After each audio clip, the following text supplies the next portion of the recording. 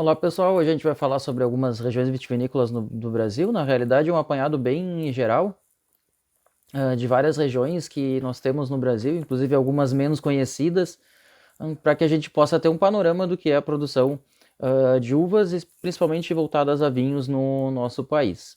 Essa apresentação, a maior parte dela, alguns dados são atualizados por mim, mas foi uma apresentação do Grupo Miolo, que inclusive leva o nome do Adriano Miolo, a quem eu agradeço e deixo os créditos.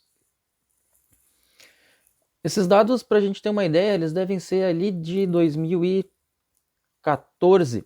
A gente tinha aqui um total de produção de uva de 90 mil hectares, com 40 mil para uvas de mesa, 50 mil para industrialização, suco, vinho,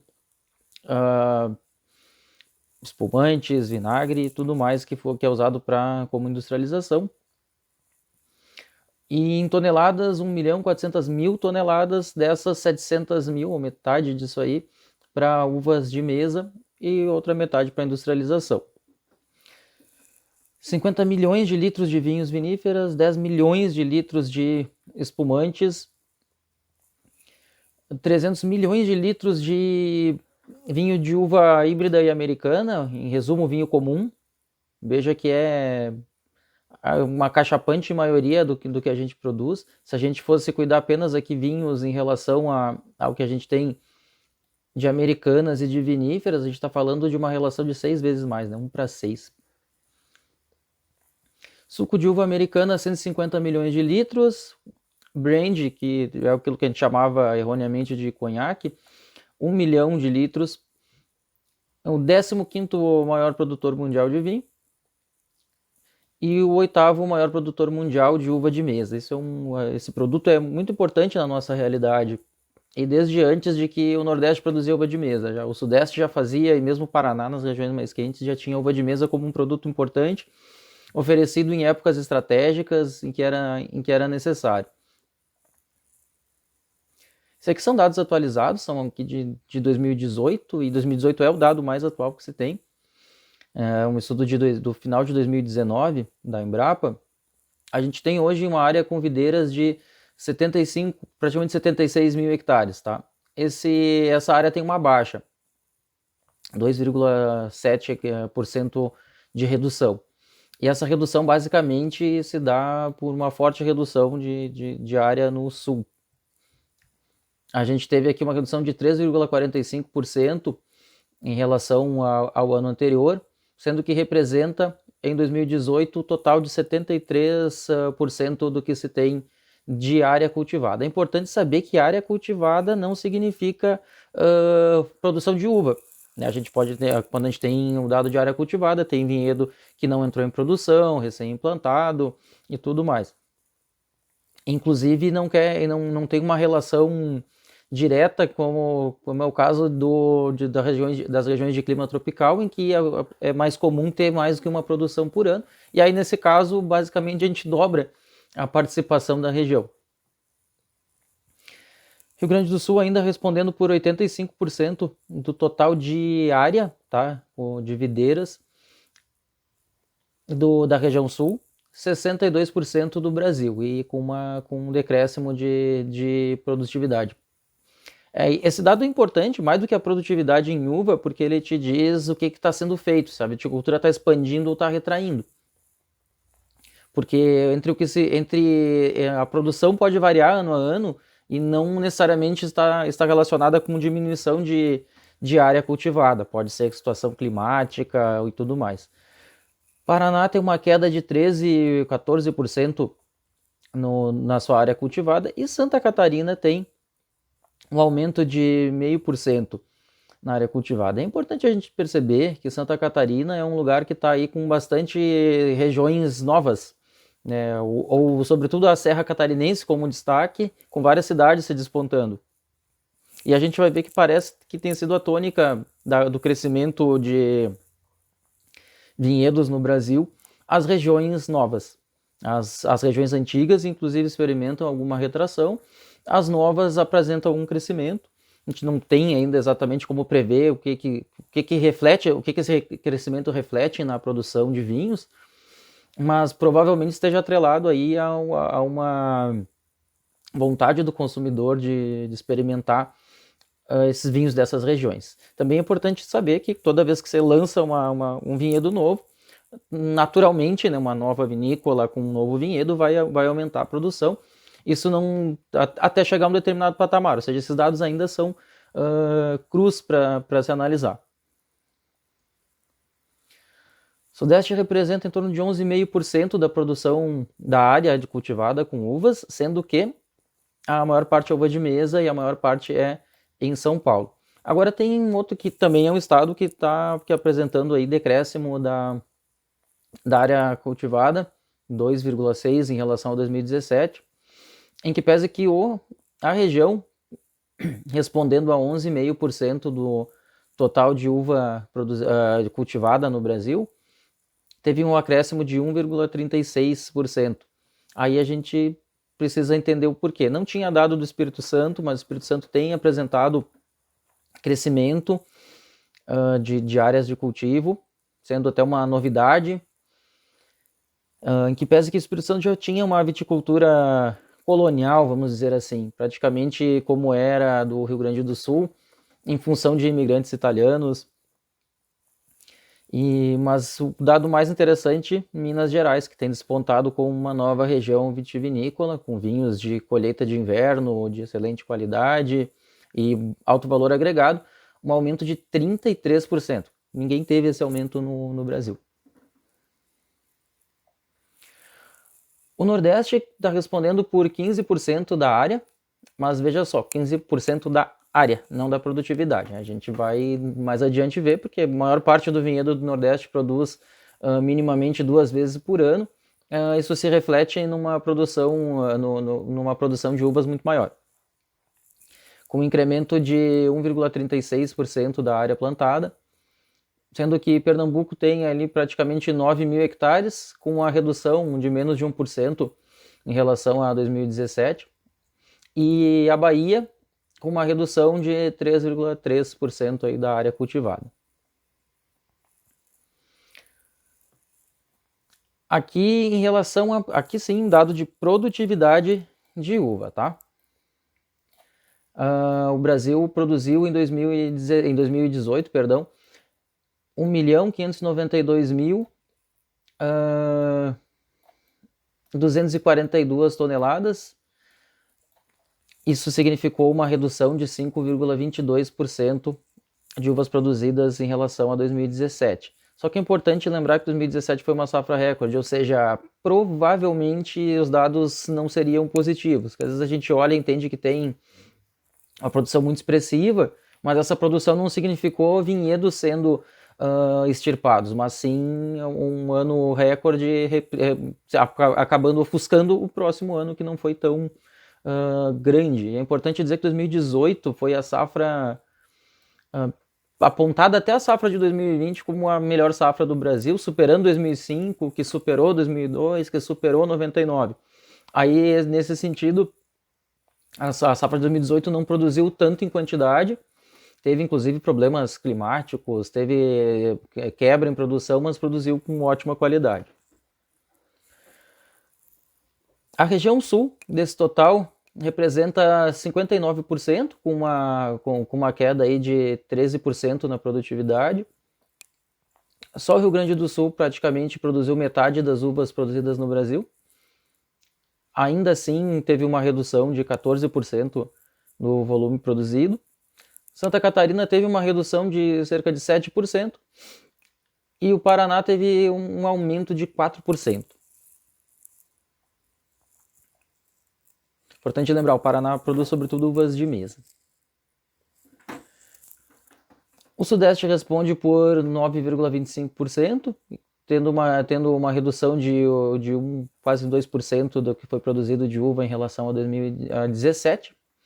Sendo São Paulo o maior produtor para uvas de mesa, tá? Esse dado, sobretudo, reflete a produção de uva de mesa. A produção de uva para vinho lá é ainda pequena, tá? Em crescimento, mas não é o que faz esse dado efetivamente ser diferenciado, ser alto. Reduzindo em relação a 2017 3,6%. Minas Gerais aumenta praticamente 21% da sua produção de uva em volume. Isso é um dado bastante importante. É importante lembrar que Minas também tem uvas de mesa e uva comum, inclusive para vinho, mas Minas tem tido aí um destaque como um produtor de vinho. E o Espírito Santo aparece com uma queda de 14,36% na produção de uvas. O Espírito Santo pouco se fala, mas é uma região que tende a aparecer. Tem produtores, tem regiões boas, inclusive, tem regiões produtoras de café que provavelmente tem um bom encaixe para a produção de uvas. Seria uma aposta interessante. E o Nordeste representa 31%, ou representou em 2018, 31% da produção total de uvas. Aí a gente tem que voltar um pouquinho e olhar aquele dado que ele parece super estranho, mas como assim? O Nordeste tem 15% do vinhedo e 30% da produção, dá quase que o dobro. Pois bem, vejamos que a produção no Nordeste praticamente acontece, na maior parte das vezes, 2 vezes ao ano, e é claro, isso aí reverbera em um dado mais pujante em produção de uva em volume. Desse total aí, Pernambuco tem 423 mil toneladas e a Bahia 75 mil toneladas, mas Pernambuco tem um crescimento aí de 9%, um crescimento relevante em relação a 2017, e a Bahia 47%. Só que esses dados da região Nordeste, eles são importantes de a gente pensar porque a quebra de safras no Nordeste é menor, a produção é mais parelha, o clima é mais previsível, e se tem uma colheita estável, se tem um rendimento em uva estável, ou seja, provavelmente isso é um crescimento neto, um crescimento líquido de área plantada e consequentemente de aumento de produtividade.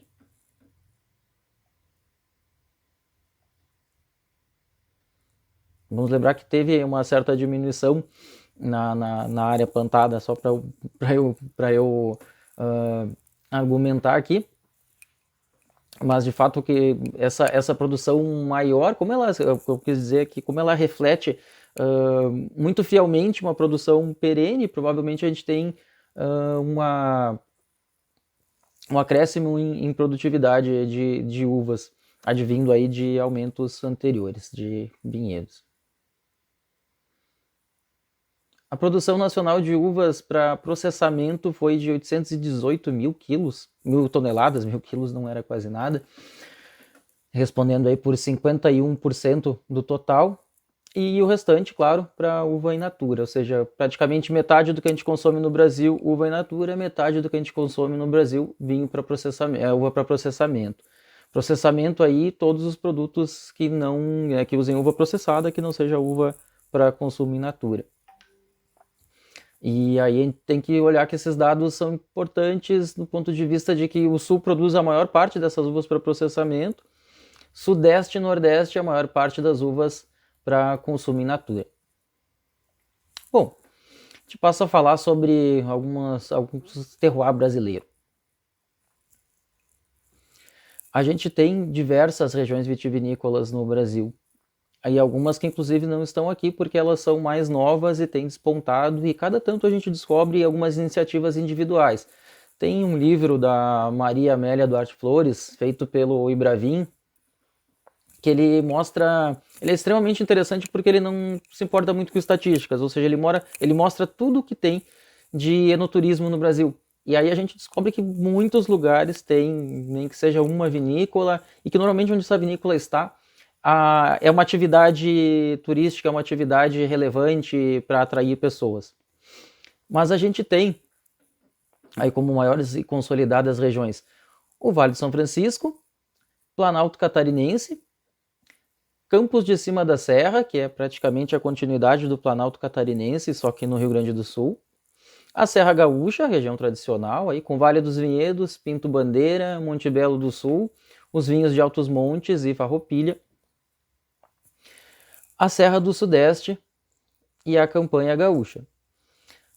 Importante fazer uma reflexão aqui, que se nós falássemos em 30 anos atrás, a gente ia ter, assim, como regiões para a produção, aqui se referindo à produção de vinhos, né? Se a gente falasse sobre isso há 30 anos atrás, a gente ia parar basicamente aqui.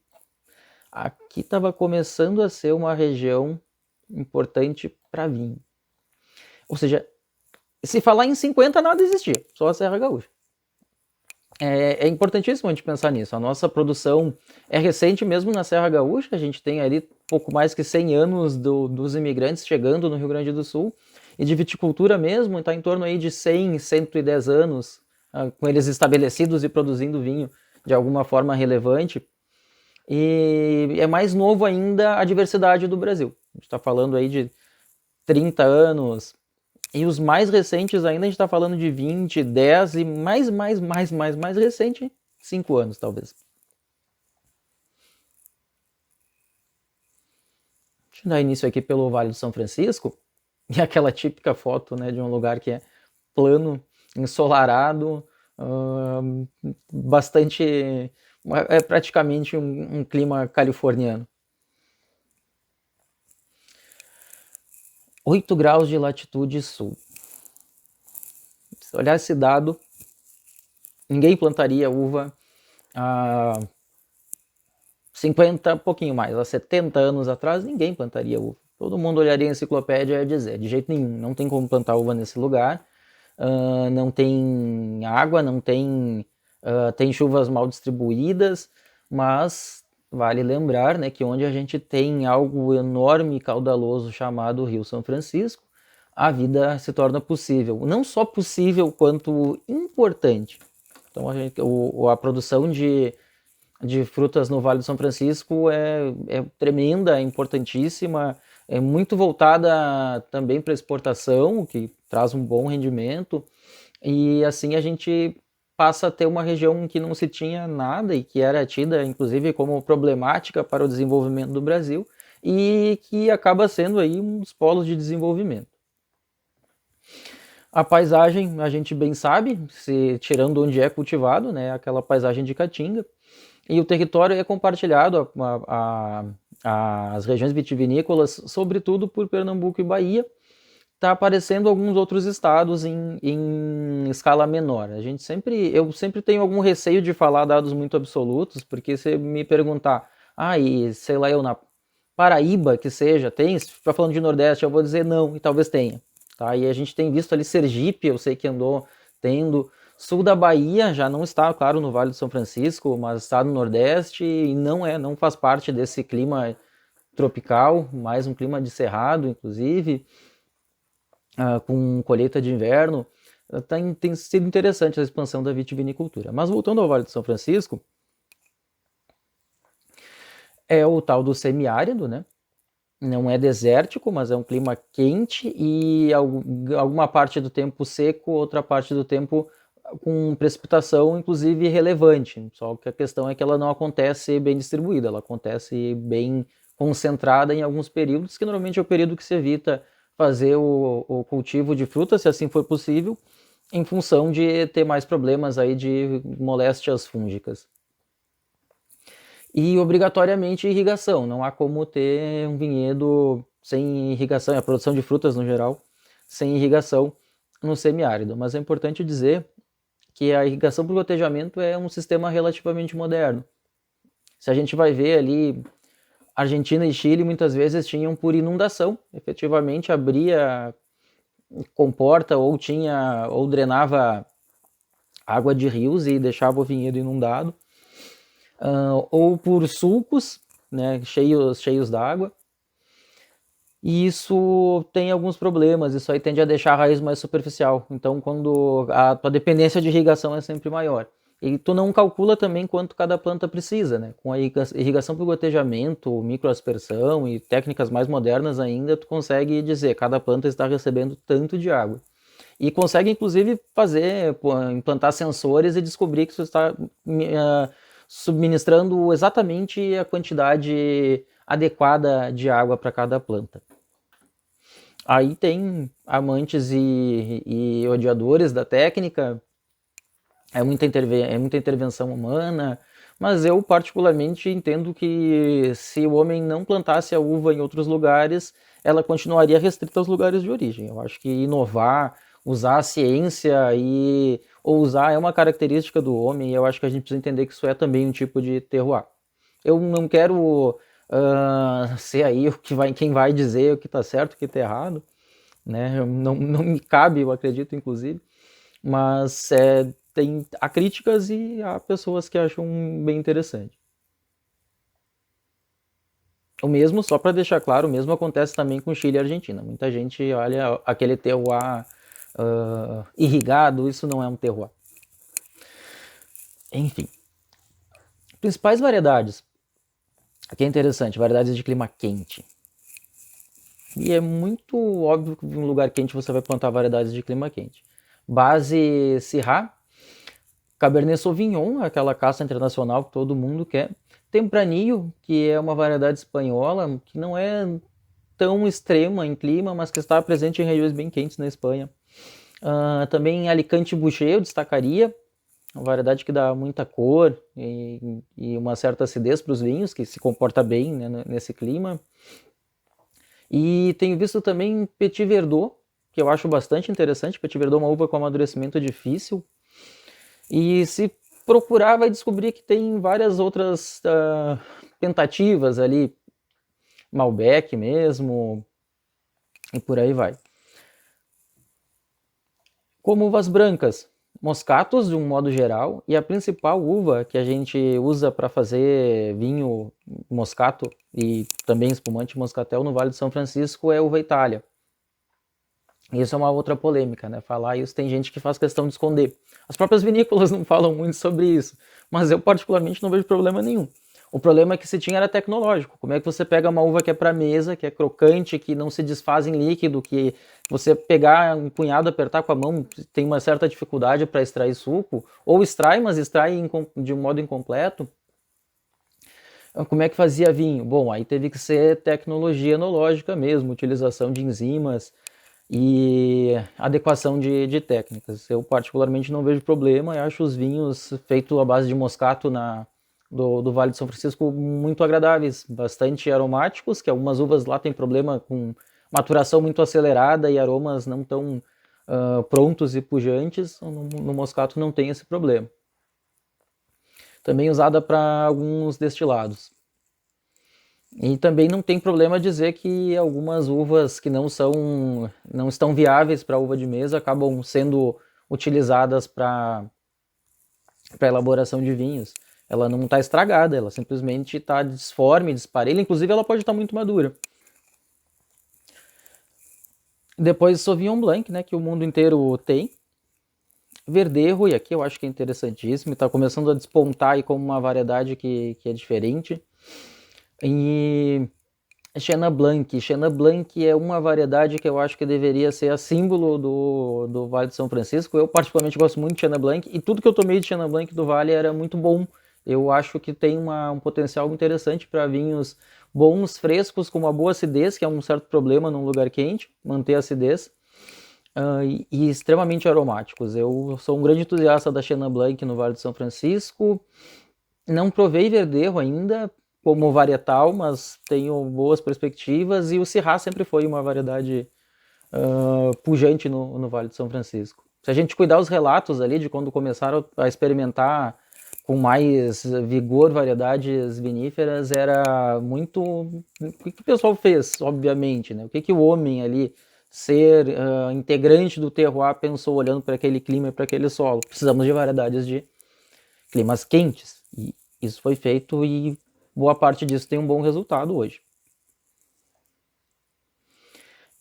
Incrivelmente, a segunda maior região do Brasil de produção de vinho não está no sul e não está no sudeste, está no nordeste. E lembrando que a área não precisa ser exatamente imensa, uma vez que produz quase sempre 2 vezes por ano. Esses dados provavelmente não estejam bem atualizados, tá? Teve um certo vai e vem das empresas pequenas, tanto de fechamento, definhamento, vamos dizer assim, e e criação de algumas outras, incorporação e tudo mais, mas duas grandes, efetivamente. A gente sabe quais são. Uma delas é a que forneceu esses slides e a outra é a RioSol, com produtos dessa localidade que a gente encontra no Brasil todo. Para aquela época, 11 milhões de litros de vinhos finos por ano. Esse dado provavelmente está um pouquinho defasado. E para aquela época, como a gente viu aqui, está um pouquinho diferente, 1.500 hectares de uvas viníferas para industrialização. Tá? Só que esse dado é uva vinífera e para industrialização. Tá? Não é uva vinífera para mesa, como é, por exemplo, o Rubi.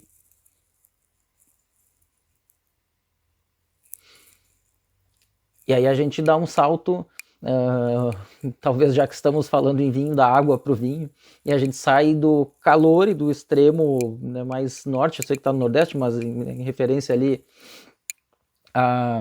aos paralelos, a gente sai de um paralelo muito mais norte, vem para o sul. E não só desce paralelos, né, aumenta a latitude, mas principalmente baixa fenomenalmente a temperatura, tá? Planalto Catarinense, para quem escuta aí no jornal falar que nevou em Urupema, que fez temperatura negativa, atingiu a mínima do ano, daí isso dura 2 dias, que daí no outro dia ela atinge a mais mínima ainda e por aí vai. Urupema está no Planalto Catarinense, é um lugar frio, alto, a gente está falando de 1.300 metros, 1.200 e alguns lugares inclusive mais altos. Continental está afastado, em linha reta está relativamente próximo, pode ser que tenha alguma influência de ventos do litoral, mas não tem influência de massa de água, então é um lugar bastante continental. Efeito de altitude, a gente fala que cada 500 metros baixaria, cada 100 metros, me desculpa, baixaria 0,5 de temperatura. E imaginem então a 1.300 metros, em relação ao que é o litoral, tem uma diferença sensível de temperatura. E uma temperatura que vai de mais extremos, né? Diferente do que é o Vale de São Francisco, que não varia muito da noite para o dia, e que embora varia, significa que ainda é quente à noite, aqui não, né? Aqui talvez fique quente de dia, mas de noite certamente vai estar frio. E a variação aí, com alguma tranquilidade, 10 graus. Falando em verão, tá? Em inverno é um pouquinho pior. A máxima é bastante mais baixa e a mínima vai lá embaixo.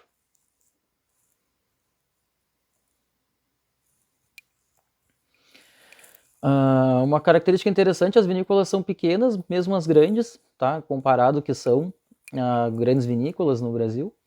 E embora sejam todas pequenas, umas são menores que as outras, tá? Isso tá nas maiores altitudes aí para vitivinicultura que a gente tem. Tem os vinhos de Altos Montes em Flores da Cunha, mas Altos Montes é um nome bonito para alguns pontos com alguma altitude um pouco maior, mas as mais extremas estão em Planalto Catarinense e no seu equivalente no Rio Grande do Sul, na região dos Campos de Cima da Serra. 400 hectares de vinhedos naquela época para exclusivamente vinho fino, tá? Também espumantes, mas exclusivamente para processamento e para vinho, não se tem uva para mesa, e exclusivamente fina, não se tem uva comum. Principalmente os municípios de São Joaquim, Campos Novos e Caçador.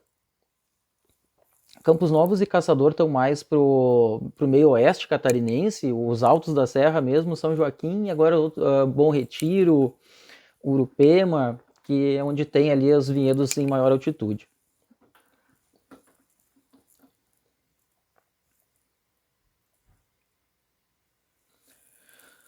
São Joaquim, a cidade está em 1.360 metros, tá? E essa altitude, inclusive, é um pouco limite. Algumas uvas mais tardias não amadurecem de jeito nenhum em São Joaquim.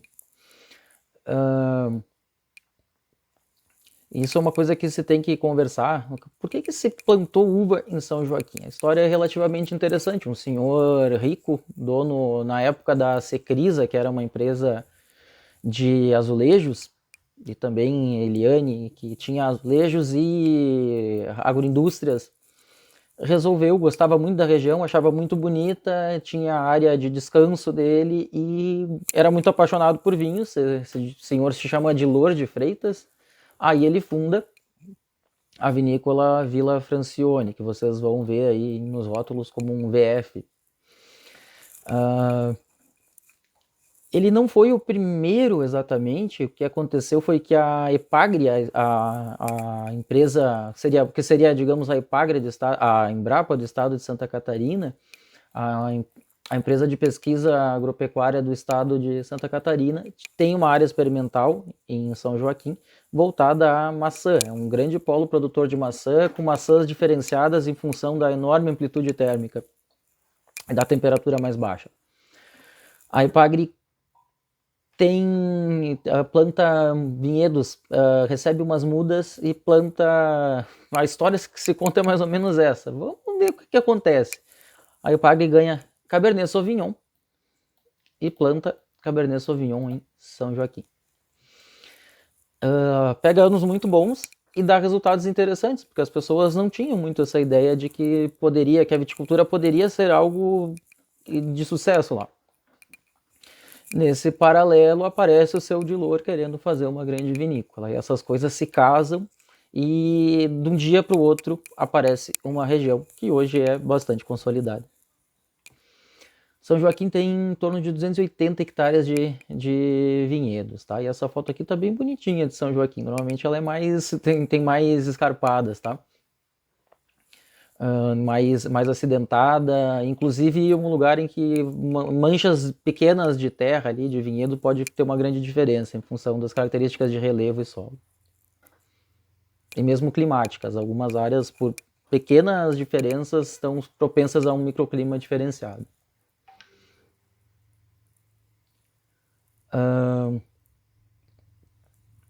As principais variedades que tem lá, Cabernet Sauvignon, eu digo que é uma pena, porque não é uma variedade para clima frio, mas é a que mais é plantada lá. E está em torno de 70%, 80% do total de uvas, entre brancas e tintas, mas está sendo paulatinamente substituída, uma vez que se sabe que não tem um resultado muito bom. Alguns lugares sim, altitudes mais baixas sim, mas Cabernet Sauvignon, as uvas tardias não são as grandes uvas para clima frio. Depois Cabernet Franc, e Cabernet Franc lá tem tido resultados interessantes e tem havido um resgate do consumidor por Cabernet Franc, ou seja, pode ser que esse acabe sendo um produto típico de lá. Merlot era de se imaginar que tinha um bom desempenho lá, e sobretudo Pinot Noir. Em menor escala, mas já com um desenvolvimento que chama atenção, variedades italianas, brancas e tintas, basicamente porque o senhor que era executivo da Souza Cruz, essa de tabacos, gostava também da região e adora vinho italiano e gosta muito de vinho. O que ele resolveu fazer? Se aposentar e fazer a vinícola dele lá. Chama-se Leone di Venezia e ele tem apenas variedades italianas. E os resultados foram bons. Sangiovese, as empresas maiores, algumas já tinham, a própria Vila Francione já tinha Sangiovese com bons resultados. Malbec, que é uma uva que aparentemente se dá bem com regiões mais quentes, tem um resultado interessantíssimo na Serra Catarinense. E por incrível que pareça, e aí aquela hora que a gente pegaria ali as tabelas, olharia e diria, não, aqui não é um lugar para Syrah. Syrah se dá super bem em São Joaquim. Diferenciado, um pouco mais especiado, mas amadurece bem e faz um vinho potente e gostoso em São Joaquim. Se eu fosse pensar, alguém me pedisse, me diga variedades para implantar e para produzir, eu nunca teria dito Syrah. Tá, claro, pequenas áreas para testar, tudo bem, mas eu não teria feito essa aposta. E se tem tido bons resultados lá. Depois as brancas, Chardonnay, né? Porque o mundo pede. Sauvignon Blanc, e aqui eu queria dizer, é um lugar para Sauvignon Blanc, tá? Uma uva com amadurecimento precoce, um lugar que é um pouco que se consegue ter manchões mais secos, não tão úmidos. São Joaquim é relativamente úmido, mas com uma enorme amplitude térmica dá Sauvignons Blanc muito bons, muito aromáticos. Alguns anos ruins, não tanto, ele fica muito herbáceo, mas tendo uma boa maturação de Sauvignon Blanc, é um bom lugar para se ter Sauvignon Blanc e é uma uva que expressa muito o terroir deles. Também aparece Moscato Diallo em algumas vezes, sobretudo no meio oeste.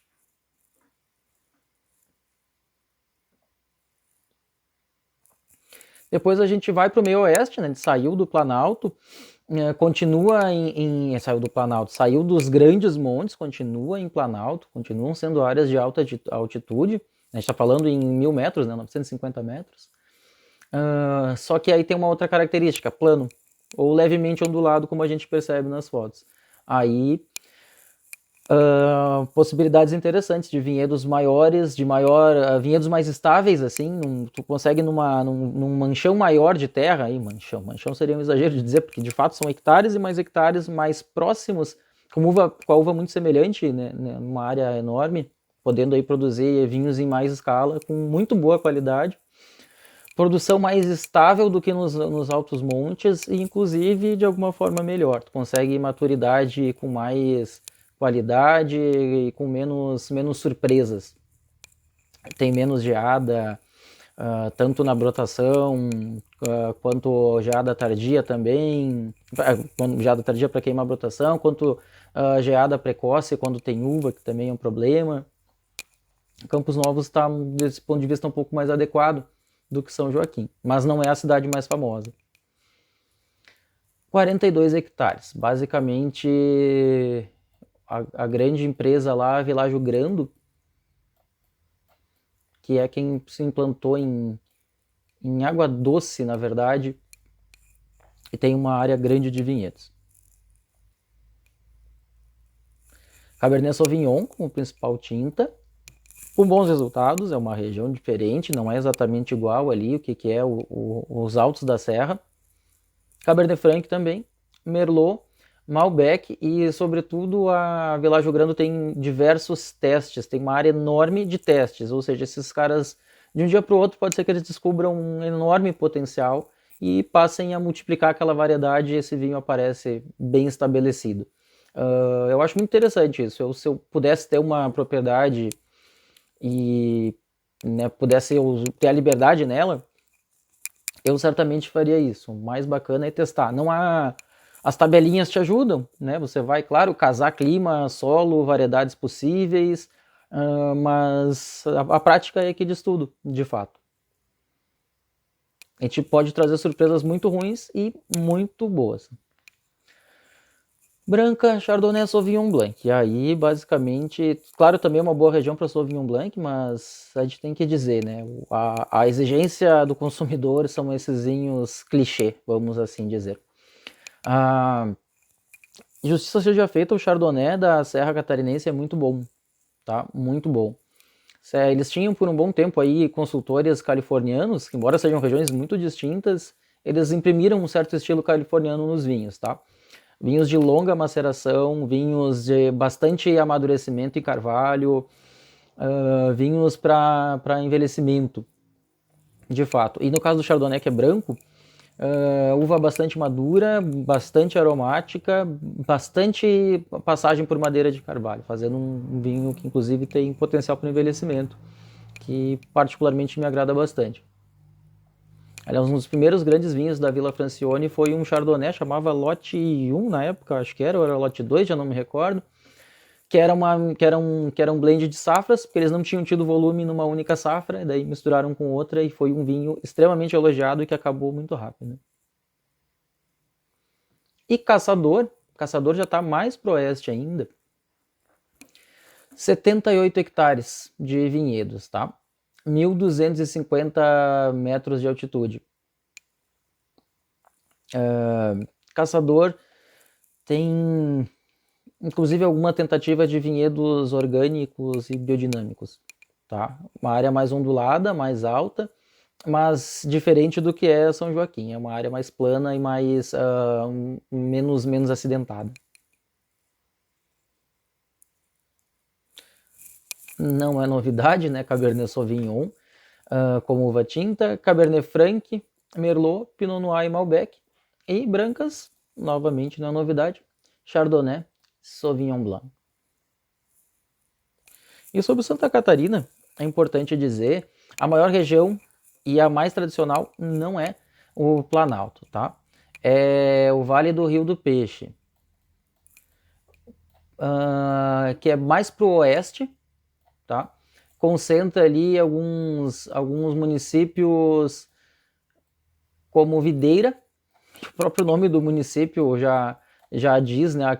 Que na realidade inclusive onde foi fundada a Perdigão, tem uma grande fábrica lá.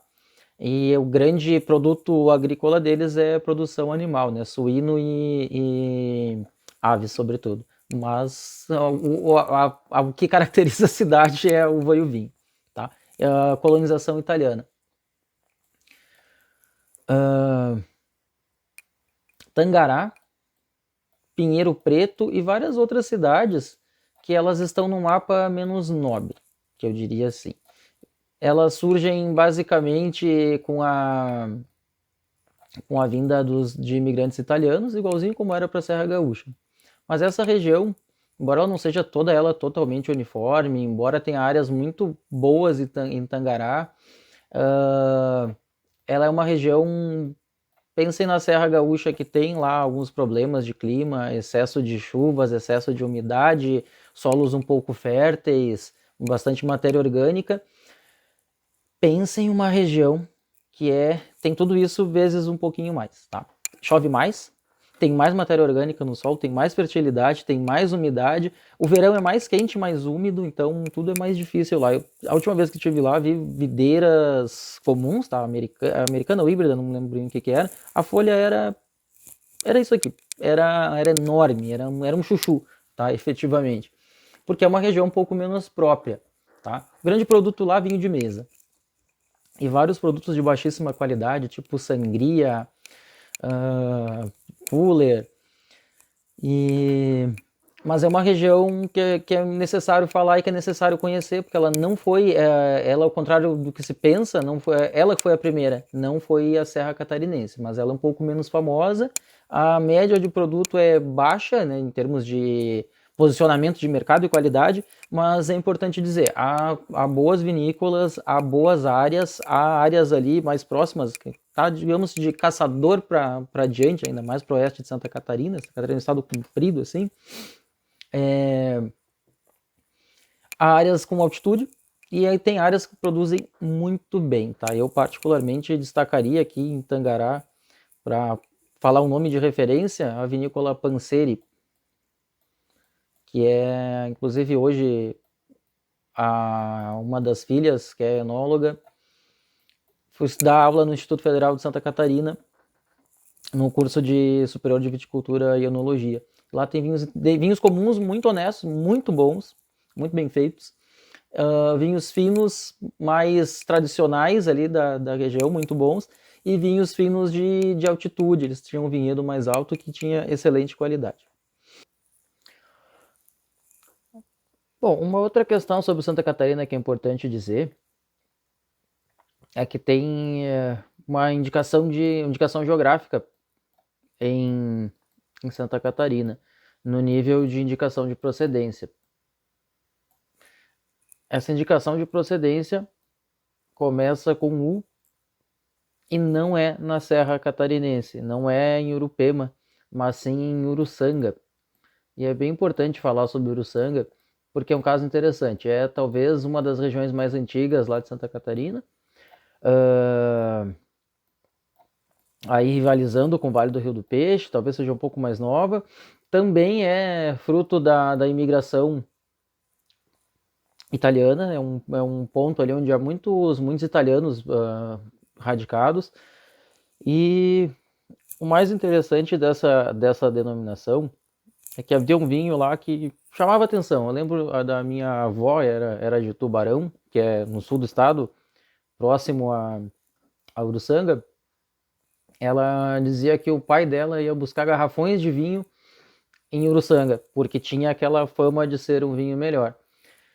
Mas o interessante é que esse vinho também chamava a atenção de Getúlio Vargas, era o vinho que inclusive era servido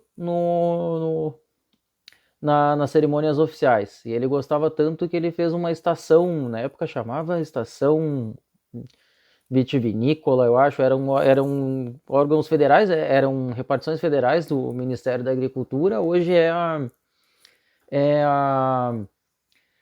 a estação de pesquisa da EPAGRE, do órgão de pesquisa do estado de Santa Catarina, mas foi Getúlio que fez, alegadamente pelo gosto que ele tinha pelo vinho de lá, que o vinho de lá ele vem de uma uva que basicamente só tem lá, que é a Goethe. Que uva é essa? É uma híbrida. E isso aqui incomoda muito sommelier. E mesmo muito enólogo. Vamos lá, por quê? Mas como que uma indicação de procedência, uma distinção de qualidade é dada para uma região que tem uma uva comum? Bom, aí a gente tem que falar várias coisas, né? Primeiro que indicação de procedência não define qualidade, define qualidades intrínsecas do produto e menos do que uma denominação de origem. Né? Na verdade, ela define um lugar tradicional de produção de determinado produto, ou serviço, inclusive. Mas mesmo que fosse uma DO, ela não diz que o produto é bom ou ruim, ela diz que o produto tem suas qualidades devidas ao seu local específico. Mas veja só, outra coisa que é interessante dizer é que vinho de híbrida de americana é vinho. É vinho, é um produto e é passível de sofrer aí registro com uma indicação geográfica. Como seja em IP, seja em DO, poderia ser uma denominação de origem, inclusive. E a história da Goethe em si é importantíssima e interessantíssima, porque basicamente só eles têm essa uva. No Rio Grande do Sul tem alguma coisa de uva que chamam de Goethe ou casca grossa, casca dura, mas que na realidade é uva Marta, que é um cruzamento, se eu não estou enganado, é da mesma linhagem da Goethe, mas não é a Goethe. Ela é mais dura, ela é menos aromática e ela é mais rosinha. A Goethe é uma uva branca que tem clones, inclusive tem um clone que chama-se Primo, que é aparentemente o clone que dá a melhor qualidade. E diga-se de passagem, natural de Uruçanga. E acho que fica esse recado de que as coisas não precisam, os vinhos não precisam ser só finos para serem de boa qualidade, para serem diferenciados e para serem exclusivos. No caso da Goethe, era um produto extremamente típico, que só eles têm, que está naquele, que é um produto reconhecido, que era um produto buscado e que está no DNA daquela região, efetivamente. É interessante uma denominação, uma indicação de procedência que quebra paradigmas aí. Na verdade, ela não tem nada de diferente das outras, mas ela quebra paradigmas não por ser uma indicação de procedência, mas por ter um vinho de uva híbrida que tem um destaque e tem um diferencial. Inclusive é bem agradável, frutadinho, floral. Uma conversa que eles têm lá, e é aquela velha história, todo mundo, né, a mãe do filho sempre vai defender o filho, a gente sempre vai se defender com as armas que tem. E lá eles gostam de usar um chavão de que mas Goethe é uma uva que tem apenas 5% de uva americana, de DNA de uva americana. Puxa, gente, primeiro que genética não é matemática, né? Genética, coisas pequenas podem significar muito. E ela tem um inegável caráter de vinho de uva americana. Tem aquele aroma bem, bem frutado, diferenciado e típico das americanas. E segundo, porque eu acho que é um erro, né? Na própria região, as pessoas quererem dizer, não, meu vinho é fino, é quase um fino, tá? Só 5% dele que não é. Então, eu acho que não precisava, porque é uma região que já consegue tratar o Goethe como diferencial. É um vinho que agrada, inclusive público mais leigo, pelas características que tem. Mas eu acho que é uma região interessante de ser explorada nesse ponto de vista, assim, de ter sido a primeira de Santa Catarina e não ser com uva vinífera.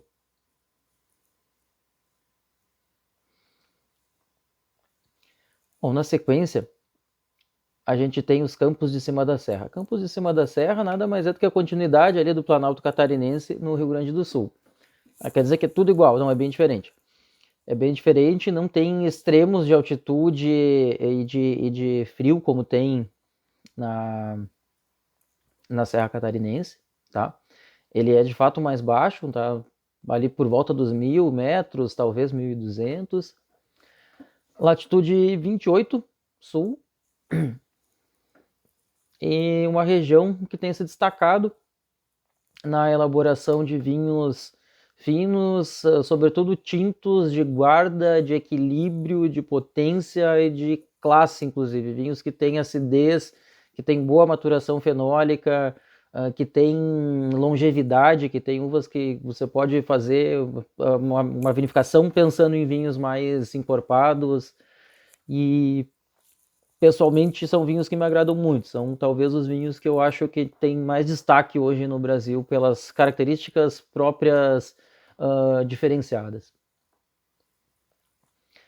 Os municípios que mais produzem são muitos Capões, que é do lado de Vacaria, que é o município mais conhecido daquela região. E muitos Capões, inclusive, é onde a Miolo tem os vinhedos. Talvez por isso que seja um grande produtor. Tem, por falar em produtores, tem alguns produtores, né? Tem ali a Miolo, na verdade, é a Randon, né? É uma joint da Raul Anselmo Randon, que é aquele da Randon ali das carrocerias de caminhão e dos queijos Gran Formaggio com a Miolo. Então ele tem as uvas, ele tem a marca, a Miolo vinifica e dispõe no seu portfólio. E depois tem algumas outras vinícolas menores. Soso, Aracuri, Fazenda Santa Rita, que estão produzindo vinhos interessantes. Todos eles com esse caráter de altitude, todos eles com alguma acidez, todos eles bem maduros, todos eles bem aromáticos, muito típico dessa situação de alta amplitude térmica. E tem em torno, esse número deve estar um pouco maior, mas tinha em torno de 250 hectares de vinhedos. Todos vinhos finos. Outras coisas que eu acho que se destacam lá, tinham muitas uvas, além de um vinho tinto encorpado, uvas brancas mais diferenciadas. Viognier, mesmo o Gewürztraminer. Inclusive tinha um Gewürztraminer de colheita tardia, que era um vinho extremamente interessante. E eu acho interessante esses slides porque a gente consegue perceber aquela velha e chata coisa de todo mundo ter Cabernet. Provavelmente também Merlot, algumas vezes Cabernet Franc. Dependendo da região, Pinot. Pinot é uma uva um pouco mais difícil, então não é todo lugar que dá certo. E diga-se de passagem, é uma grande região para Pinot Noir. Se a gente pensar como é a Borgonha, não é uma viticultura de altitude que eles têm, mas é uma viticultura de clima frio. Clima bem ameno, é um clima que Pinot se adapta bastante. Aí é natural de se pensar que lá tem bons Pinots, e são muito bons realmente. E brancas, o Chardonnay e Sauvignon Blanc, principalmente, mas também tá aparecendo aí algumas uvas mais diferentes. Se eu não estou enganado, eu vi Verdelho de lá também, eu vi Viognier, eu vi... O que mais que eu vi? Vi uvas que chamam a atenção, tá?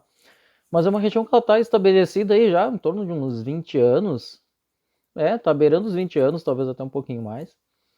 E tem o seu lugar tímido, não está tão presente.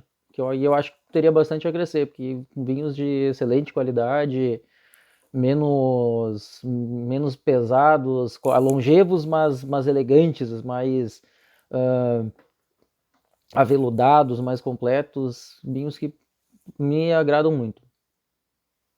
E só para completar e para ficar aquela rixa de gaúcho com catarinense, a parte que deu certo da Serra, no meu ponto de vista. Porque todos os grandes inconvenientes que se tem na Serra Catarinense, de problema com maturação de variedades mais tardias, muita geada, seja em fim de ciclo, seja em começo de ciclo, Tá, até mesmo a fertilidade do solo bastante alta, a umidade alta em Vacaria e nos campos de cima da serra, no geral, é um pouco menor, é um pouco mais atenuada. Eu acho uma região que produz vinhos que deveriam ser conhecidos. Serra Gaúcha, aqui dá para contar um livro, né?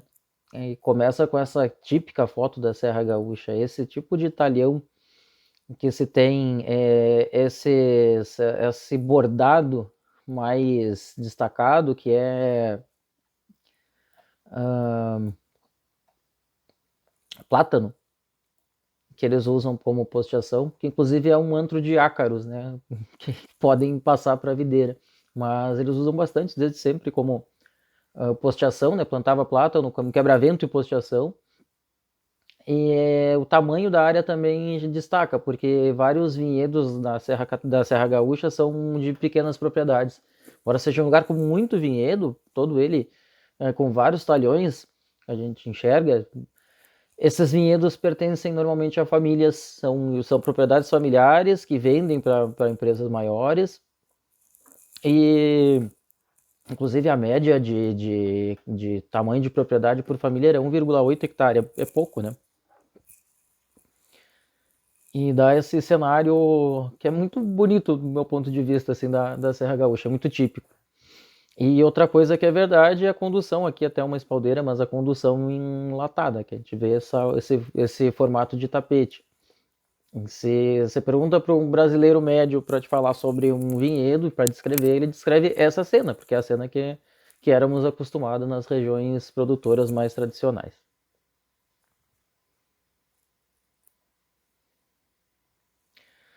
Serra Gaúcha está ali quase no limite do que seria, né?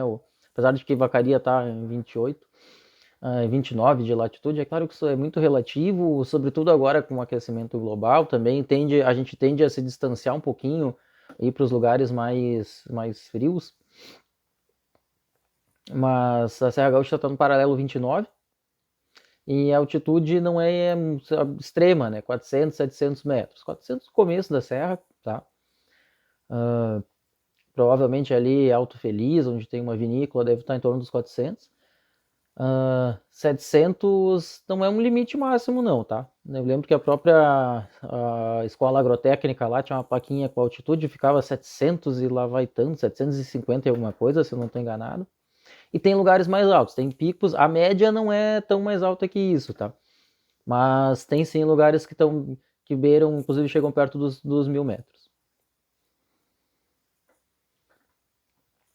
E a serra tem uma característica interessante, embora ela seja um macroclima relativamente semelhante, ela tem diversos manchões de terras e de situações de exposição climática que se diferenciam.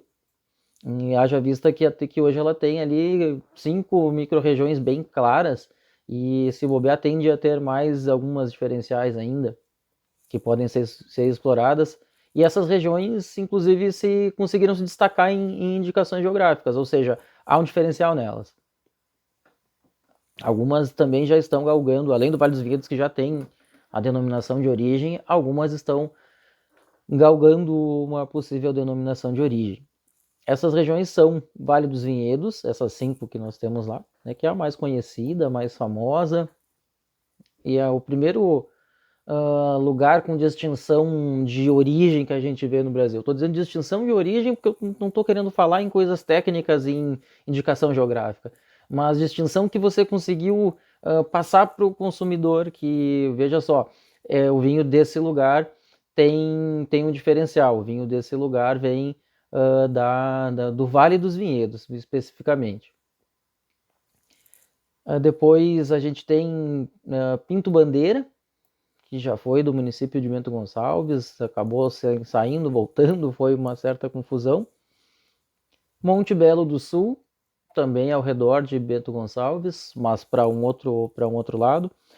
Os vinhos de Altos Montes, lá para os lados de Flores da Cunha, Caxias do Sul, e mais adiante ainda. E Farroupilha, que é a terra da uva moscato.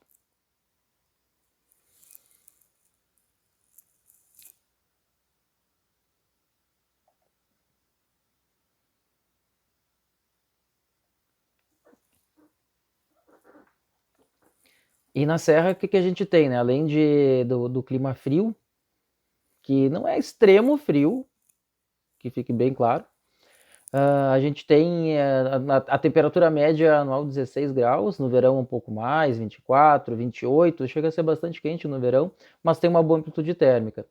E tem paisagens bucólicas, de fato, né? Porque a imigração italiana fez primeiro embelezava muito o lugar, né? Tem que pensar que a Serra Gaúcha era mato quando os italianos chegaram e eles botaram abaixo e fizeram sua cidade, seus impérios, eu diria, né? E de uma região que não tinha nada se fez tudo. E aí é vitivinicultura, é produção agropecuária e depois, mais modernamente, metal mecânica. Mas é um lugar gostoso para estar no inverno. É frio para estar, não, para passar. Para estar é bastante frio. Para quem não gosta de frio, eu sou um dos casos, é um pouquinho frio demais.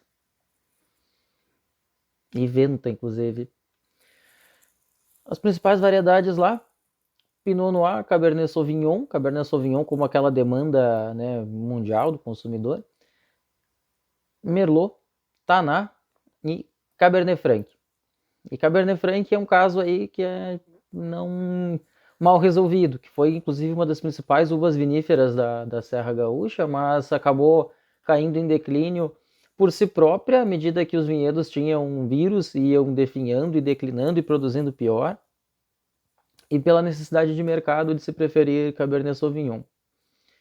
E é uma pena, porque era um vinho que dava bem na Serra Gaúcha, porque diferente do Cabernet Sauvignon, maturação intermediária, um pouco anterior ao Cabernet Sauvignon, e tinha, enfim, vinhos que eram bem típicos e bons da Serra Gaúcha.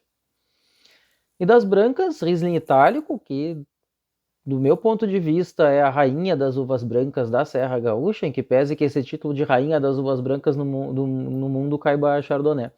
Eu particularmente acho o Riesling Itálico uma uva cheia de personalidade, uma uva com uma boa acidez, uma uva com um meio de boca muito adequado, uma uva com aromas muito agradáveis. Um Riesling Itálico, não digo que é parecido, felizmente não, mas se comparado a um Chardonnay sem madeira, não perde muito, porque tem uma boa exuberância de aromas e todas as outras características em boca que compensam, como uma boa acidez e um bom volume, sobretudo um bom meio de boca.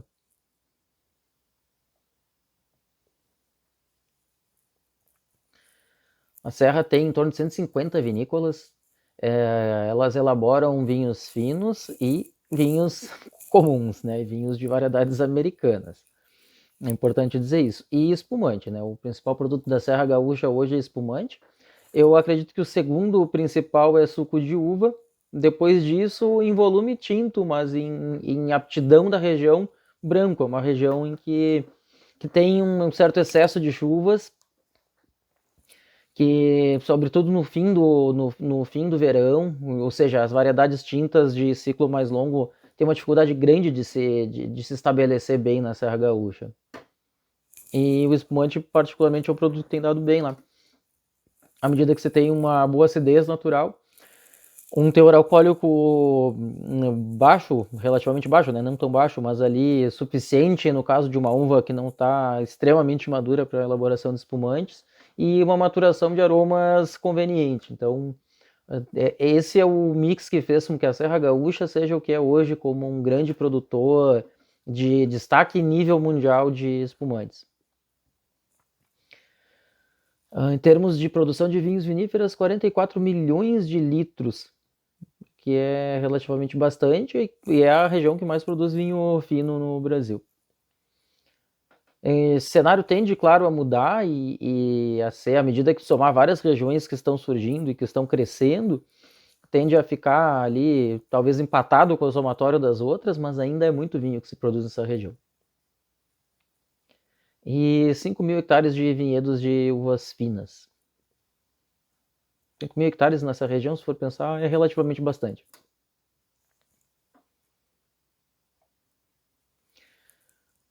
Sobre o Vale dos Vinhedos, né, uma região vitivinícola forte, sempre foi uma região bem produtora de uvas.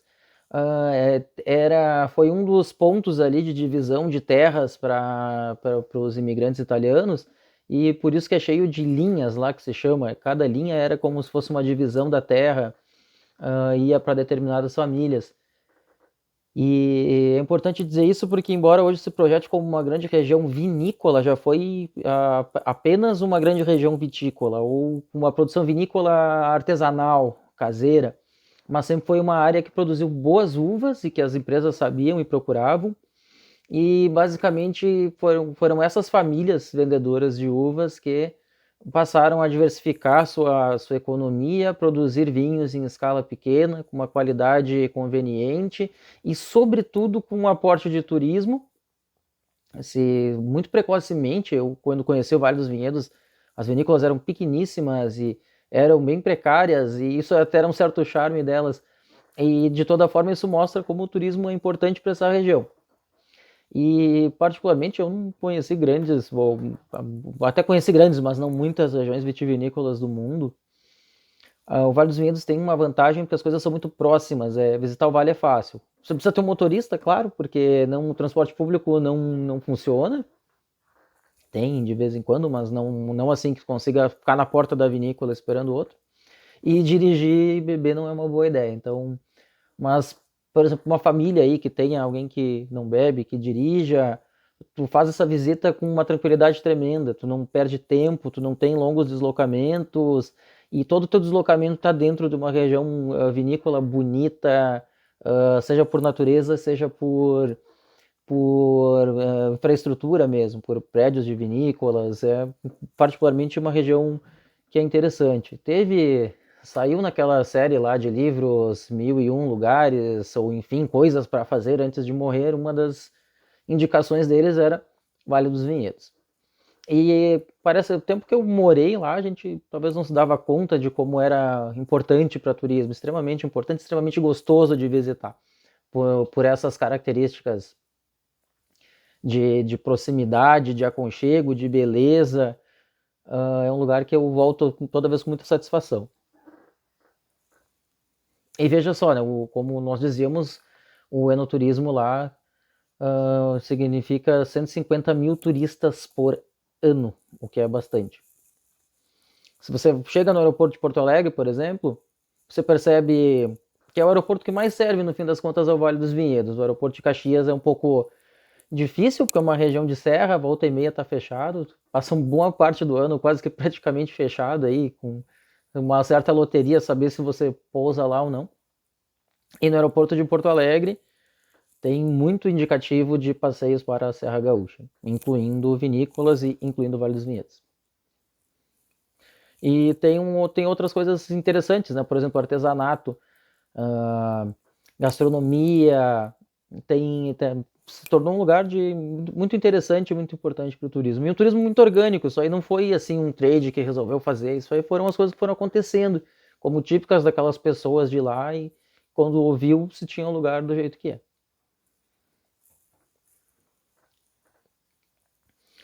Foi a primeira região com indicação geográfica, desde 2001, para vinhos. E vinhos espumantes, vinhos tintos, brancos e espumantes. E foi um trabalho interessante e pioneiro no Brasil. Que é uma vista ali diria que é do meio do vale, que sempre ondulado, né? Não há uma grande extensão de terra que não seja um relevo, nem que seja pouco acidentado.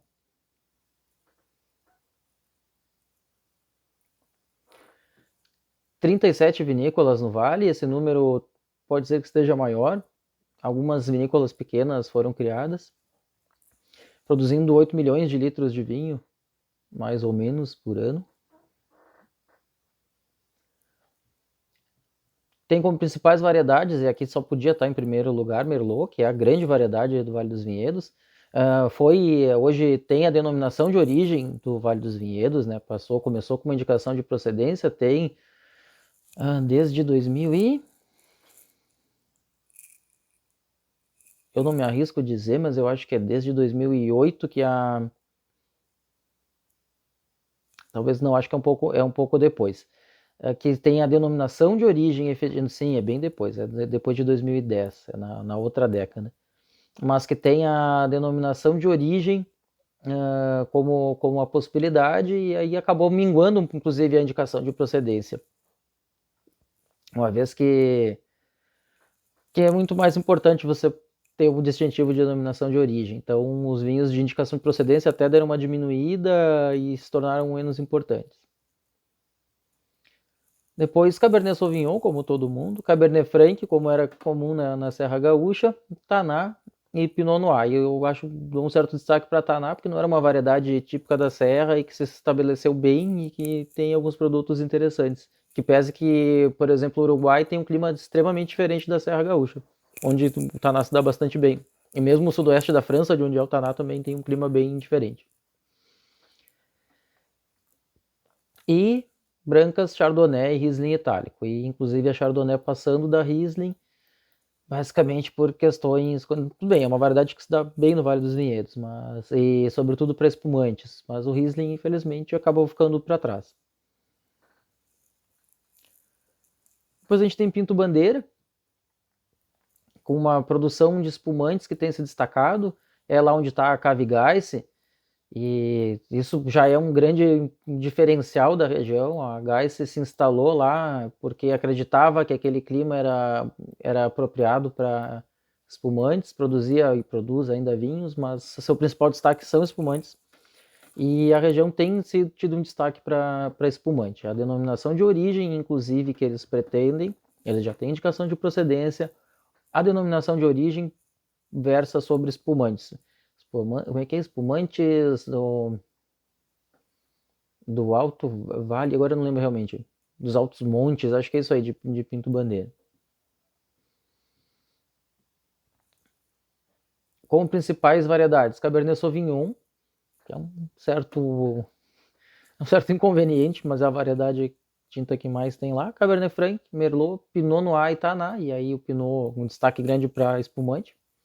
Branca, Riesling itálico e Chardonnay, também bastante usados em espumantes. Depois a gente tem Montebello. Montebello é hoje também uma indicação de procedência, mas Montebello, embora pouco se falava de Montebello, sempre foi uma grande região produtora de uvas. E de uvas de grande qualidade. Eu particularmente tenho um carinho grande por Montebello. Tive muito a campo na safra de 2005, que foi uma das maiores safras da história da Serra Gaúcha, e as uvas de lá eram incríveis. Mais maduras antes, maduras convenientemente, áreas bonitas. Eu particularmente sou um entusiasta de Montebello, e eu, se fosse produzir alguma coisa na Serra Gaúcha, provavelmente compraria uvas de Montebello. E elabora ele cerca de 110 mil litros de vinhos finos e de espumantes, que é relativamente pouco. 110 mil é um tanque grande de uma empresa, por exemplo, em Bento, mas reflete quanto as empresas são pequenas lá.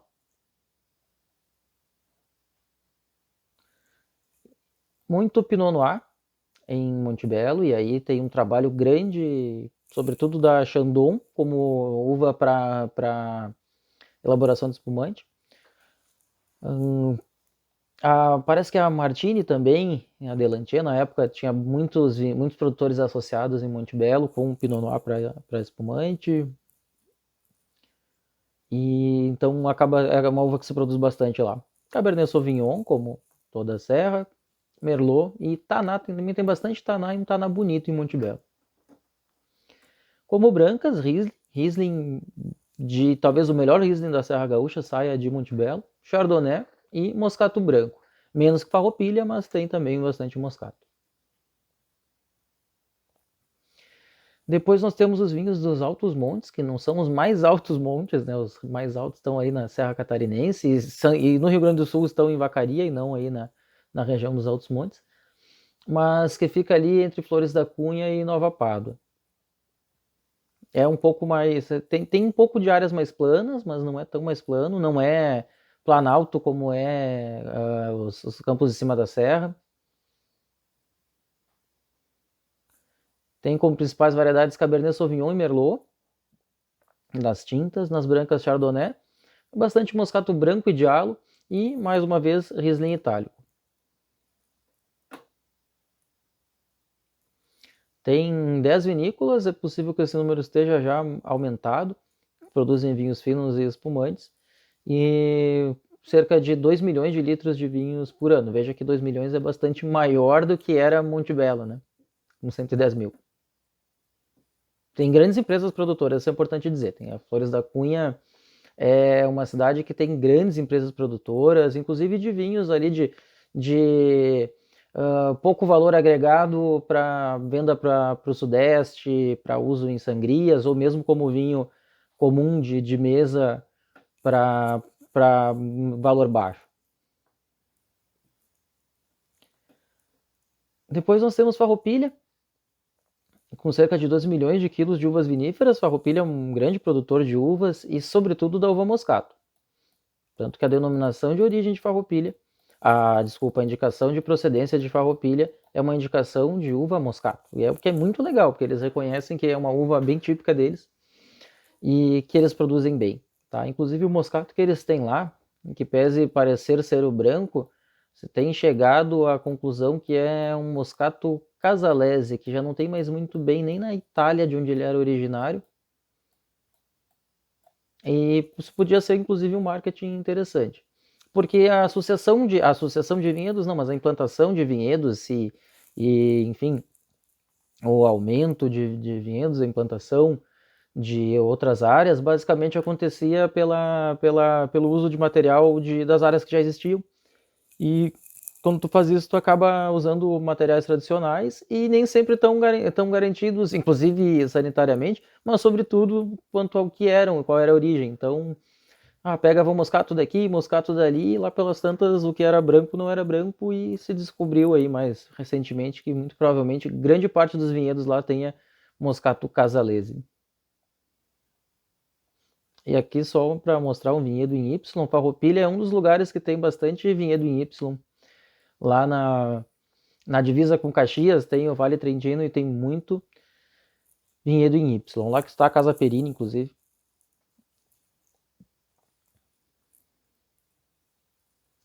Como principais variedades de uvas, e, né, me dá um certo desânimo, porque toda vez é Cabernet Merlot, não é diferente aí, né, Cabernet Merlot.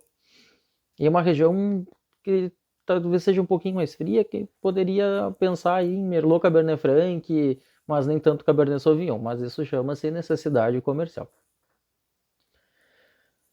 Depois Moscato Branco, Moscato Diallo, tá? O Moscato Branco aí como uma uva bem tradicional de lá, mas o Moscato Diallo é uma aposta bem recente, tá?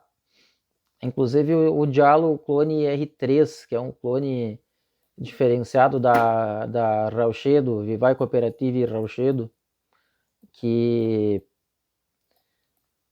é bem aromático. Eu particularmente ele me incomoda um pouco. Ele tem para mim, como é que chama, manjericão. Ele tem muito aroma de manjericão e de fato um dos escritores dele é esse.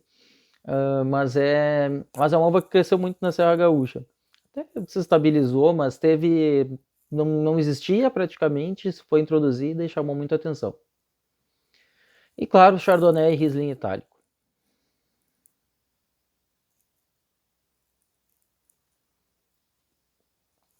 Aí é importante dizer, Serra Gaúcha, a clássica Serra Gaúcha, tá? Que não é a serra lá de Gramado e Canela, que é o começo da serra e que é uma região colonizada por alemães, é a parte mais alta, inclusive chama-se Costa Superior do Nordeste do Rio Grande do Sul, tá? Ela fica no Nordeste.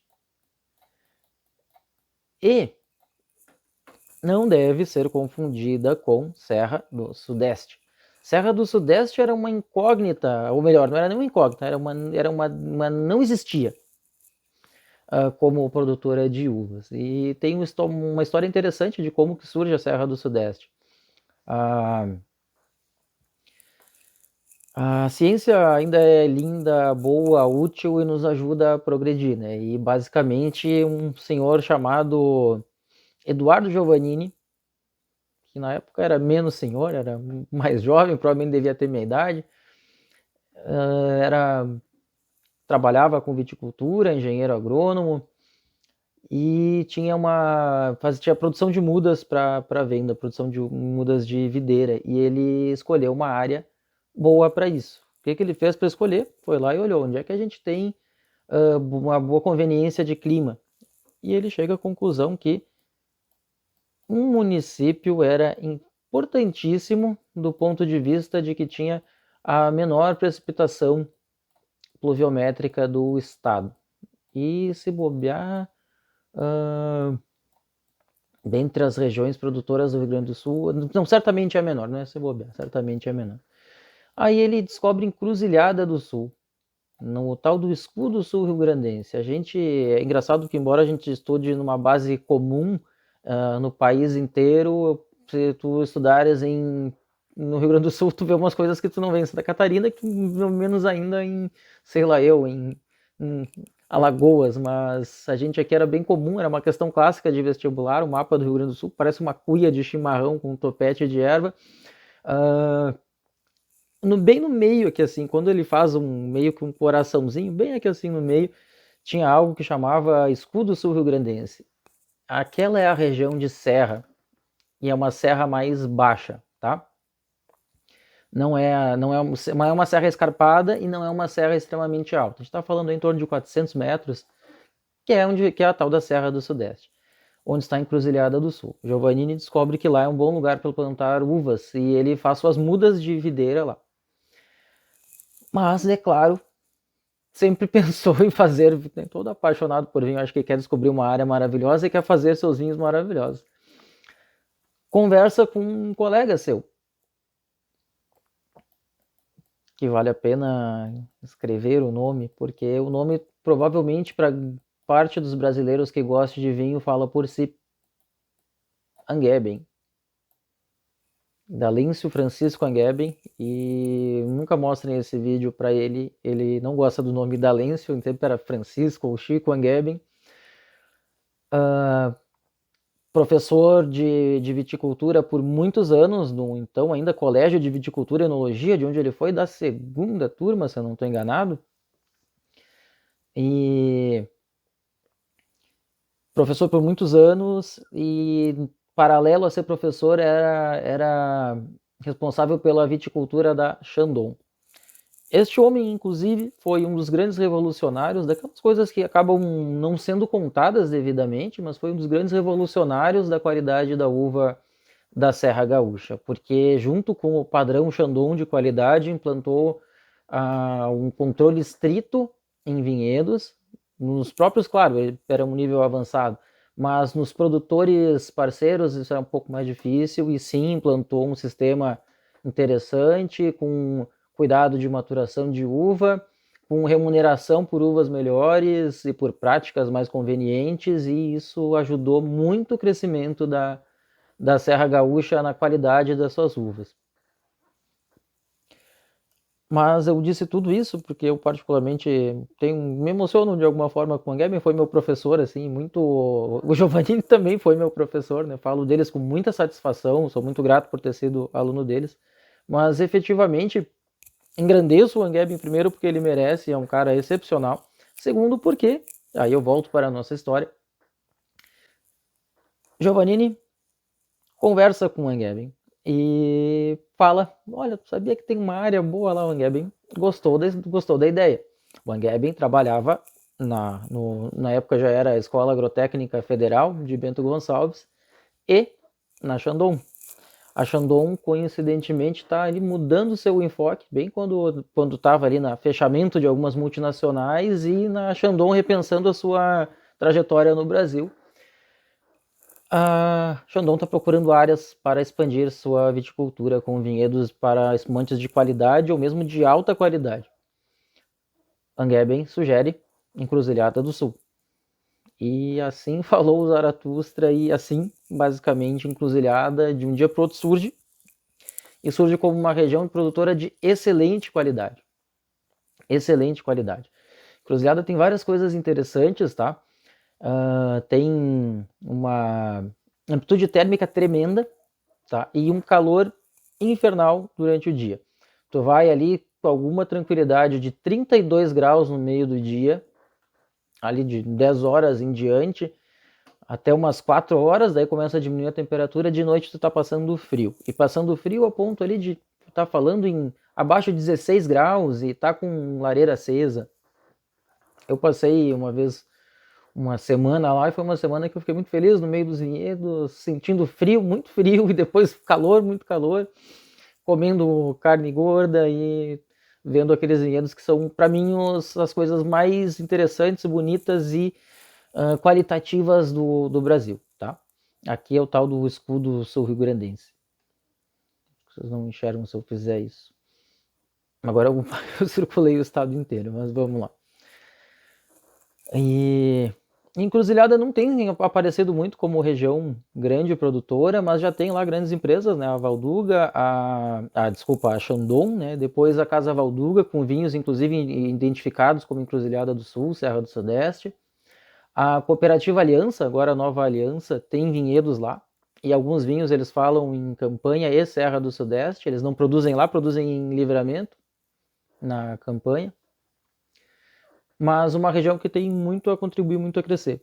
Já contribui muito, inclusive ela aparece em alguns vinhos da Serra, eventualmente, como corte, mas de fato ela tem muito a dar. Então não tem aparecido muito. 30 graus de latitude, né, no sul, evidentemente. 500 a 600 metros de altitude, eu baixaria um pouquinho, tá? Acho que ela começa ali nos 400 e alguma coisa e vai até 600, que não é muito alto. A Serra Gaúcha começa ali nos 400 e vai até 800. Sobretudo Pinheiro Machado e Encruzilhada do Sul. E aí a gente tem que falar, outro lugar que a gente tem que falar é sobre Pinheiro Machado. Pinheiro Machado foi uma das apostas de outro grande, isso infelizmente não foi meu professor, nem trabalhei junto, mas foi Onofre de Oliveira Pimentel. Onofre Pimentel era um agrônomo e era quem era o responsável pela viticultura da Companhia Vinícola Rio-Grandense na época. E foi um dos grandes desbravadores do universo de uvas finas no Brasil, naquela região e consequentemente no Brasil, porque era só aquela região basicamente que plantava uva fina. Eu acho que eu escrevi errado. E é importante dizer, Onofre Pimentel foi, além de ter descoberto a tal da Granja União, resolveu pesquisar outros lugares e achou Pinheiro Machado como um grande lugar. Pinheiro Machado está quase na Campanha, é um pouco antes, está um pouco próximo a Bagé. E ali fez vinhedos de, sobretudo Cabernet Franc, um Cabernet Franc de grande qualidade. Também tem a vinícola Terra Sul lá, que basicamente ficou com o que restou dos vinhedos da Delantier. Primeiro da Companhia Vinícola Rio-Grandense, depois da Delantier.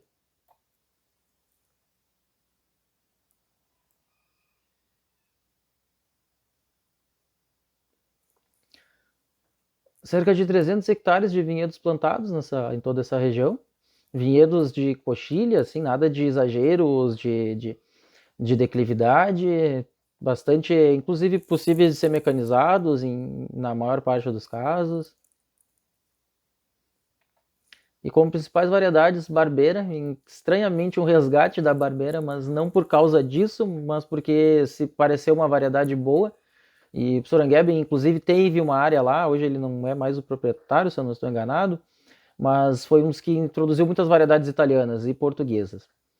Então, Barbeira foi uma variedade que se implantou bastante, Cabernet Franc, Cabernet Sauvignon, Merlot e Pinot Noir, sobretudo para espumante. E, como eu disse, variedades italianas também, Teroldego, Barbeira e portuguesas. Touriga Nacional tem bastante lá. E ele tinha algumas outras uvas brancas, Gouveio e outras mais.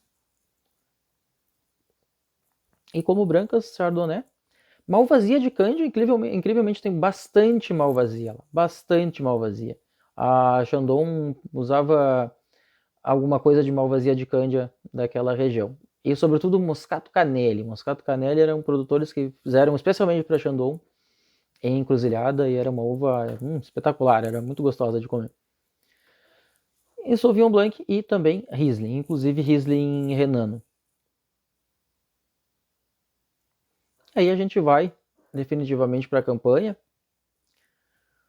que é também uma das regiões do coração. Eu gosto muito da campanha, e a campanha a gente muda, né? A gente vai para a planície, a gente vai para grandes extensões de terra, terra sem fim, que você não enxerga no horizonte, basicamente com vegetação rasteira, mais voltada para a fronteira do Uruguai, do centro para a fronteira, um pouquinho mais acima do escudo sul-grandense e mais para o oeste. Famoso paralelo 31. A Almaden usou por anos essa estratégia de falar: estamos no paralelo 31, que passa nos grandes lugares do mundo, que passa na Austrália, que passa, estavam no 31. E altitude, como eu comentei, baixa, né? 100 a 300 metros, é planície. O que se produzia nesses lugares? Gado e ovelha. E também alguma coisa aí dessas grandes commodities, mas era uma região muito boa para fruticultura de clima temperado. Municípios que tem lá: Candiota, onde a Miolo está sediada, Bagé. Bagé tem uma história interessante, porque a Almaden, que está em Santana do Livramento, que era uma vinícola californiana, os californianos sempre queriam fazer, ou alguns empresários sempre quiseram implantar alguma coisa de Califórnia no Brasil, e um dos lugares que eles tentaram foi na campanha. Começou lá os primeiros estudos deles apontavam Bagé como uma área prioritária, e acabou migrando para Livramento, que é uma área mais quente do que Bagé e mais arenosa. E, inclusive, há uma diferença grande. Embora seja tudo campanha, eu particularmente acho que a fronteira, que é aquela franja lá grudada no Uruguai, que é diferente do meu ponto de vista, inclusive, do que é a fronteira com a Argentina, e é diferente do que é ali Bagé e Candiota e Dom Pedrito, que estão mais no centro da campanha. Mas Livramento, como eu dizia, Almaden mira Bagé e acaba acertando em Livramento, e assim fez grandes vinhedos, e foi por um bom tempo, se ainda não era, o vinhedo mais extenso da América do Sul. Mas Bagé hoje tem a Salton como principal empresa e várias outras vinícolas menores, Peruso e outras mais. Dom Pedrito, e também tem ali Paraí, alguns municípios próximos da fronteira com a Argentina. É uma região agrária, e eu particularmente gosto dela por isso. Uma região sincera, bonita, quase que, assim, literalmente bucólica aqui. As principais variedades: Cabernet Sauvignon, e lá sim é um lugar que Cabernet Sauvignon há muito sentido em ter, porque você completa o ciclo bastante, é um lugar bastante quente no verão, com uma boa amplitude térmica, com uma boa insolação, com menos chuva, muitas vezes secura, inclusive, há vezes de estiagem forte em alguns verões. Então, Cabernet Sauvignon se dá bastante bem lá. Provavelmente os melhores Cabernet Sauvignon que vão sair aqui do Rio Grande do Sul sejam, e provavelmente do Brasil, sejam de lá. Merlot, Taná, e aí Taná é aquela dobradinha ali, né? Uruguai, Brasil, e realmente Taná se dá muito bem naquele clima. Tempranillo, se tem aí uma aposta grande naquela região em variedades da Península Ibérica, sobretudo variedades portuguesas. Petit Verdot, que é uma variedade difícil, e é importante, né, ter um clima bem adequado para Petit Verdot, e se fala em grandes Petit Verdot lá. Eu ainda não provei, estou curioso. Pinot Noir, e uma uva que se deu muito bem em Gamay, que era muito problemática na Serra Gaúcha, porque é bastante sensível. E dá vinhos, do meu ponto de vista, muito interessantes. Eu só acho que eles versam muito no Gamay ainda como Beaujolais Nouveau, como aquele vinho de maceração carbônica, mais leve, mais frutadão. Eu acho que Gamay um dos meus vinhos preferidos é Beaujolais, não Beaujolais Nouveau, que é 100% Gamay, que é gostoso, que é aveludado, que é intenso. Particularmente acho que é uma região que deveria pensar mais nisso. E aí, como brancas, basicamente não foge daquelas grandes uvas normais, né? Chardonnay, Sauvignon Blanc e algumas uvas diferenciadas, tá? Lá também tem Viognier, lá também tem alguma coisa de uvas brancas espanholas e também portuguesas. Acho que a campanha tem muito a crescer. E a indicação de procedência da campanha, alguns são muito críticos, assim, ela é novíssima, ela saiu esse ano, saiu, vamos lá, fevereiro, março, não, acho que já foi março de 2019. Mas ela tem uma lista desse tamanho de variedades possíveis de se plantar na campanha. E é importante dizer, uma indicação de procedência ela é menos restritiva. Segundo, que ela está abrangindo tudo que se tem lá. E se plantou muita coisa em caráter semi-experimental, ali já em alguma escala, para se testar, e muitas coisas estão se dando bem. Então, de alguma forma, tem sentido que eles tenham muitas variedades possíveis na indicação de procedência. A gente tem. Isso aqui é um dado claramente defasado, não tem 5 vinícolas, tem muito mais hoje. Como grandes vinícolas, a gente tinha antigamente a Almaden, né, quando era ainda Almaden, já, na verdade já era a Pernod Ricard, e antes da Pernod Ricard era Seagram. Mas nós temos a Almaden, nós temos a Santa Colina. A Santa Colina hoje é Nova Aliança, mas era uma vinícola, inclusive, de propriedade de uns japoneses e vinho para exportação para o Japão, se fez por muito tempo naquela região. Depois, hoje, né, Miolo, depois tem Peruso e tem várias outras vinícolas de escala um pouco menor. E 2.000 hectares de vinhedos, esse número já deve estar bastante maior. E é a típica campanha gaúcha, né? Plana, só aquela coxilhazinha, assim, nada de grandes ondulações, de grandes declividades, solo normalmente com alguma vegetação, e vinhedos em espaldeira, isso é importante dizer. Isso aí, desde a implantação, a campanha teve vinhedos em espaldeira, nunca teve latada. Bom, e por aí a gente encerra esse recorrido que a gente fez aí sobre as principais regiões do Brasil. Acho que é importante a gente dizer que a maior parte delas é no Rio Grande do Sul, isso é esperado, porque clima temperado, costume trazido pelos imigrantes italianos e várias áreas propícias e efetivamente temperadas. Depois Santa Catarina e depois, né, a inesperada ascensão do Vale do São Francisco. E é mais ou menos isso que a gente tem hoje, tá? Mas outras regiões que estão surgindo aí, como o sudeste do Brasil, como vinhos de colheita de inverno, dupla poda, cerrado, tem muita coisa aparecendo. E acho que quanto mais vinho aparecer, não adianta, não é produzir um montão, são coisas distintas. Mas quanto mais vinhos diferenciados aparecerem, mais esse vinho tem mercado. A gente vai ver assim, mas a produção está diminuindo, as vendas estão caindo. Olha, depende do nicho que tu for trabalhar. Esses vinhos normalmente estão trabalhando aí com uvas, com consumo em lojas especializadas, consumo de alto nível e com diferenciais. Eles vêm bastante com a sua história, com o seu próprio terroir, efetivamente, contam do seu terroir. E quanto mais esses vinhos aparecerem, mais se vende, mais se desperta interesse para inclusive outras regiões. Uma não vai exatamente competir com a outra, uma talvez puxe a outra, eu acho que isso é importante. Quanto mais tiver diversidade no Brasil, melhor. E é importante dizer, nós não chegamos no nosso melhor ainda. A nossa maior região era longe de ser perfeita. Longe de ser perfeita. A Serra Gaúcha era bastante problemática, muito adequada para espumante, e bem por isso era inadequada para grande parte dos vinhos tintos. E acho que a gente tem um caminho longo ainda a trilhar, e eu espero que isso aconteça aí num horizonte breve. Nada é tão rápido em viticultura. No Vale de São Francisco até é, né? Porque com 2 safras por ano você consegue, mas elas são bem diferentes, são épocas distintas, mas em todo caso você até consegue repetir, ter resultados mais rápidos. Mas viticultura, tu tem 2, 3 anos para implantar um vinhedo, mais uns 5 para ele estar produzindo legal, e aí mais um tanto para tu descobrir efetivamente qual que é aquele potencial.